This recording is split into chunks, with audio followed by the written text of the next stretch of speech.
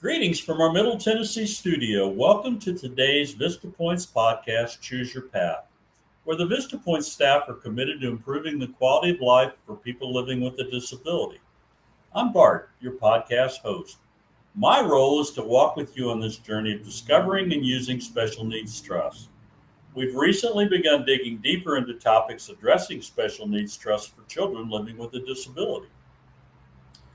A child might have been born and diagnosed with a disability, or the disability might have been discovered later in life. No matter the case, the child is living his or her life with the disability. I'm sure every parent wants to help ensure a safe, comfortable future for his or her child. Fortunately, a special needs trust ensures that a child, the beneficiary, can live a good quality of life while maintaining government benefits and a financially predictable future. You may know parents who are so busy dealing with today's needs that being able to think or plan for the future is a stretch. I understand. I feel for the parents and their child who's living with a disability. My guess is they're probably overwhelmed with today's chaos and unable to think past the present. They're doing the best they can today with what they have, and they're unaware of the benefits of long-term financial planning for their child living with a disability. I want you to know that you, the parent, can make a huge difference in your child's life by establishing a third-party supplemental needs trust. Today is about learning, asking questions, researching answers, and putting plans into place. Tomorrow allows your loved one, your child, to live comfortably without worry, stress, or concern, even when you cannot personally care for him or her and when you are gone. Does it still sound too good to be true? Let me assure you, a special needs trust lives up to expectations.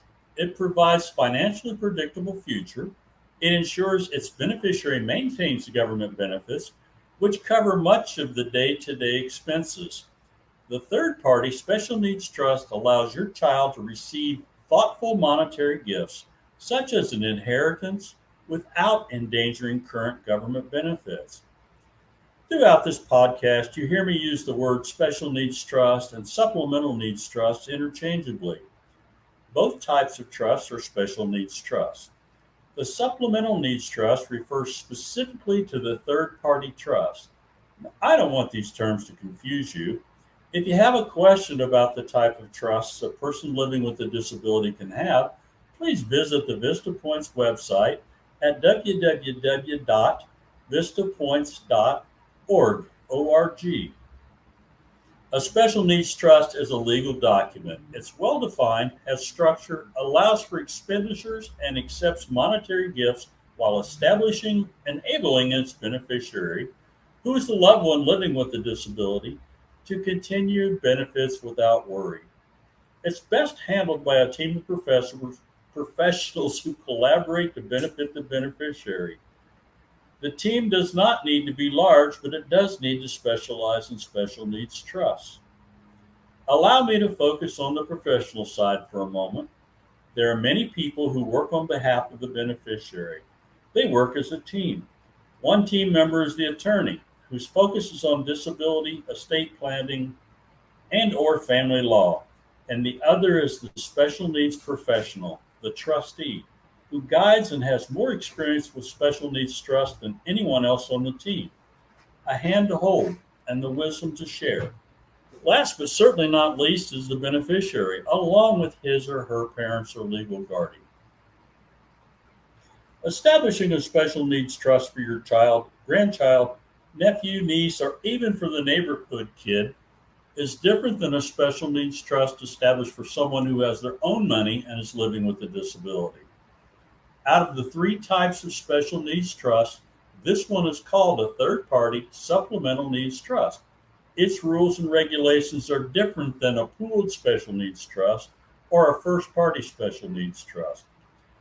All the funds placed in a third-party trust are from relatives, friends, neighbors, etc. This is to say that the funds are gifts and not income received by the beneficiary. Asking family members and friends to donate money to the third-party trust on the beneficiary's birthday, Christmas, or whenever can build a nice nest egg for the beneficiary's future, even when some or all of the donors have passed. The funds are still only to be used by the beneficiary, the child in this case. The money in the third party supplemental needs trust has an extra benefit. It is not subject to a Medicaid payback. This means that when the beneficiary dies, the money remaining in the trust after all the expenses are paid can be distributed to whomever is listed in the agreement that established the trust. Many people believe they can handle all the complexities related to managing a special needs trust for their loved one. Yet what happens when life gets in the way?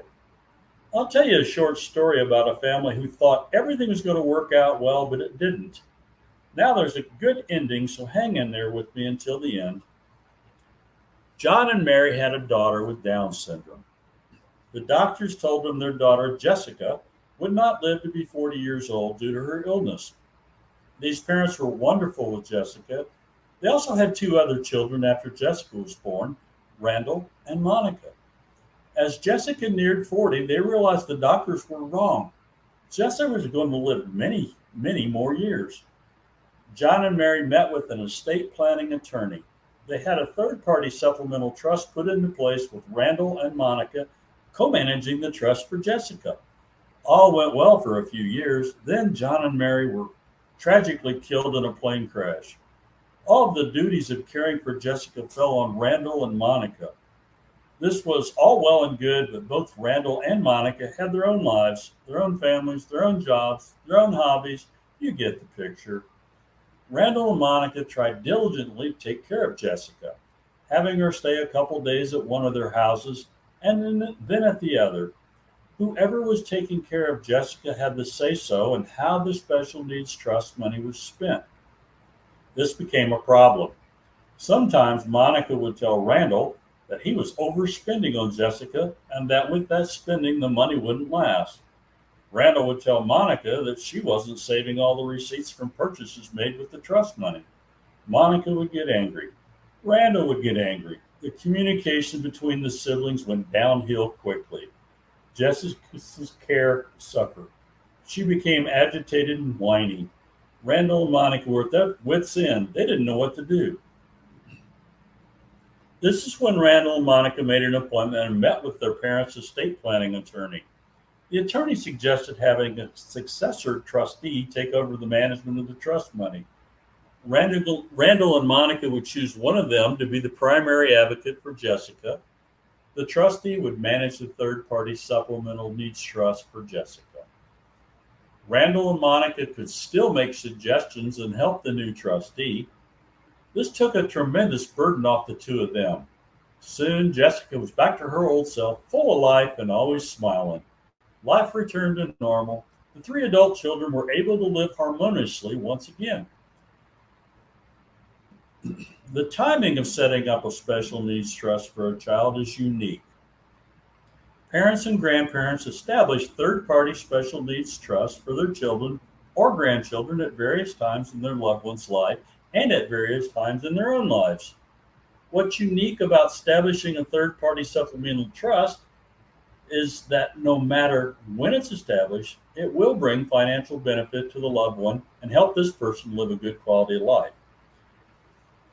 You may know someone like this next gentleman I'm going to tell you about. Francis was 85 when he gained the custody of his granddaughter Elizabeth. She was 24 and living with cerebral palsy. Immediately, Francis established a third-party supplemental needs trust for Elizabeth. He used the money he'd saved from his retirement checks to fund her trust. Francis hired a professional trustee company to manage the trust for him. He didn't want the burden of managing the trust himself. He also wanted the professionals to handle the trust because he didn't know how long he would be in good enough shape to take care of Elizabeth. Well, you may be asking, did Francis do this? Francis knew that being 85 years old, he would not have many more years with his granddaughter. He wanted to make sure to make her as comfortable financially for when he's not able to care for her. She would still be able to live a good quality life. On the other hand, let me tell you another story about Susan. She had recently recovered from breast cancer. Susan and her husband did not have children. Susan did have a niece with autism.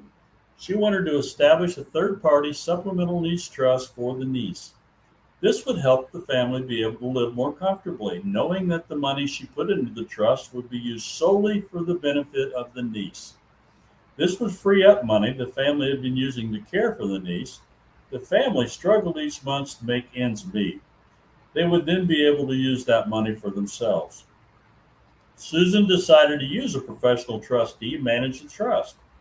She served as advocate. This relieved Susan of some of the burden of keeping meticulous records on how the trust money was spent and how the money was invested. Susan could also contact the trust company at any time to obtain the current balance of the trust, request copies, and obtain complete financial statements. It's important to set up a special needs trust for your minor child living with a disability. Its timing may not seem important since you and your spouse are both healthy, working, and have a routine in place, but consider the unforeseen. Joshua always talked about setting up a third party special needs trust for his son Elijah, who had a mental illness called schizophrenia. He'd tell his family this type of trust could benefit Elijah in many ways, especially after he was gone. Unfortunately, time ticked by, and before anyone realized the special needs trust for Elijah was never established, Joshua died of a heart attack. He had no will, and Elijah had no special needs trust. Joshua's estate paid for the outstanding bills. That's about all he had. Elijah was put in a mental institution to live out the remainder of his life. His extended family visited, but those visits became fewer and farther between. Was this what Joshua wanted for Elijah? A life in a mental institution? After all, Elijah was only 37 when he's placed in the facility. Could Joshua's special needs trust that he talked about made a difference in Elijah's life? The answer is yes. A third party supplemental needs trust could have helped Elijah to have a good quality of life. A professional trust company could have managed the trust. Family members could have added money to this type of trust whenever they wanted. If there had been sufficient money in the trust, Elijah could have had the case manager to help and guide him, and a professional trustee to assist in his financial matters, as well as his overall care. Now, I don't want anything like this to happen to you, but unfortunately, time escapes us all. Don't let other priorities take over so your loved one misses out on their ability to have a third party supplemental needs trust and to live a good quality of life. Don't let this happen to you or your child living with a disability. Start today. I spoke in the last episode about putting things off. I respectfully suggest that you try to make the time and let us help you. You won't be sorry. Start by calling an expert at VistaPoint's Special Needs Trust and Resource Center at 888-422-4076. There are 3 offices located across Tennessee. Each of us with VistaPoints is here to help you. I'm a volunteer, and I believe VistaPoint staff are professional, dedicated, educated, personal, multi-talented, and the most important to me is their understanding. If I had a special needs trust, I'd want them on my side. Thank you for tuning into today's episode of Choose Your Path, a VistaPoints podcast. Subscribe now to our YouTube channel named VistaPoints SNT. That's SNT as in Special Needs Trust. There you can subscribe and be notified as the latest episodes go live, which is the 1st and the 15th of every month. You can find past episodes on the VistaPoint website at vistapoints.org, as well as a transcription of each podcast. The episode topics are in response to the listeners' questions. If you haven't asked your questions yet, I encourage you to ask or share concerns online or by calling. When you're online, visit the Facebook page named VistaPoints Inc. and send a direct message, otherwise known as a DM, to VistaPoints Inc. That's VistaPoints Inc. Or call the VistaPoints office at 888-422-4076. That number, 888-422-4076. 4076. Each of the VistaPoints team wants to answer your questions and assist you in whatever way they can. Now, enjoy your day with your loved one. Come back for more or look into past episodes of Choose Your Path. Regardless of where or when you find us, we walk beside you on your path. I look forward to